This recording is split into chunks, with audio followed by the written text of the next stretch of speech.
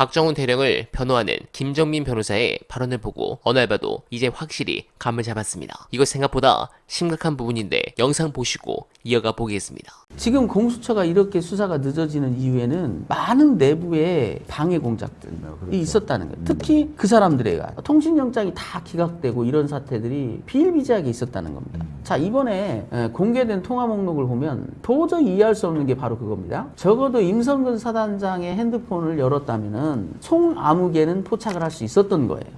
그러면 송아무개가 포착이 됐다면 송아무개를 또 휴대폰을 통화 기록을 열어서 이 대표도 포착을 할 수 있었던 거예요. 왜 공수처는 이 대표의 존재 자체를 확인을 못했을까요? 특히나 언론에서 계속 의혹을 제기해주고 있었음에도 불구하고 그건 통신영장이 막혔던 거 아니냐. 거기에서 송아무개를 통해서 확보하려고 했던 그 시도에 대해서 이 사람들이 만약에 그 내용을 알았다면 아 그래 우리 전 의뢰인 한 번 더 포커스 맞춰봐야지 하겠습니까? 분명히 거기서 뭔가 정직하지 않은 움직임들이 있었다. 그래서 지금 나오는 얘기가 공수처 수사관들 사이에서 아우성이라는 거예요. 공수처 수사관이 뭐 내가 1인실을 해야 되는 거 아니냐 이쯤 되면 뭐 박정훈 대령이 당했던 수사 외압은 외압도 아니다. 뭐 이런 얘기를 지금 진짜요? 하고 있어요. 그래서 제가 그랬죠. 대통령이 그때 그렇게 얘기했고 집권 여당은 그렇게 얘기했습니다. 공수처 수사를 지켜보자. 노려보겠죠.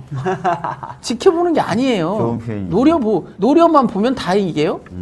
아니죠. 노려보다가 이제 때가 되면 몽둥이 들죠. 그게 뻔히 보이는데 이번에 경찰 결과에 대해서도 그랬지 않습니까? 나중에 경찰 수사 결과가 미진하면 특검을 자기가 건의하겠다. 미진한 줄 자기가 판단하는데 미진하지 않다잖아요. 국민 대부분이 납득을 못하는 수사 결과를 내놨는데 잘했대요.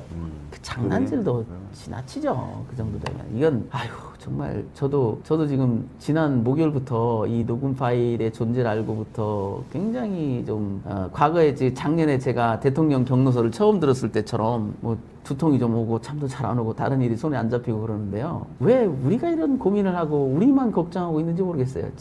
정작 죄 지은 사람들은 다 숨어버리고 거짓말을 일관하고 있는데 크게 보면 아무런 잘못이 없는 네, 충격적입니다. 이게 사실이라면 이 사건의 핵심이라 할 수 있는 회수, 이 부분에 대한 비밀의 문은 열릴 수밖에 없는 것입니다. 특히 800의 천공 번호가 이 전 장관 휴대폰에 뜬 건 아시다시피 지난해 7월 31일이었죠. 대통령실에서 열린 안보 분야 수석 보좌관 회의가 끝난 직후인 오전 11시 54분이었습니다. 이 전 장관은 168초간 이어진 이 통화를 마치고 곧바로 14초 만에 김계한 해병대 사령관에게 참모 휴대폰으로 전화를 겁니다. 그리고 해병대 수사단의 최상병 순직 관련 수사 결과 언론 브리핑을 취소하라고 지시합니다. 자신이 바로 전날 수사가 잘 됐다며 결제한 내용을 뒤집은 겁니다. 최상병 수사 외압 의혹의 시작점인 이 통화의 존재를 최초로 제기한 건 박정훈 전 해병대 수사단장입니다. 박 전 단장은 사단장 혐의를 빼라는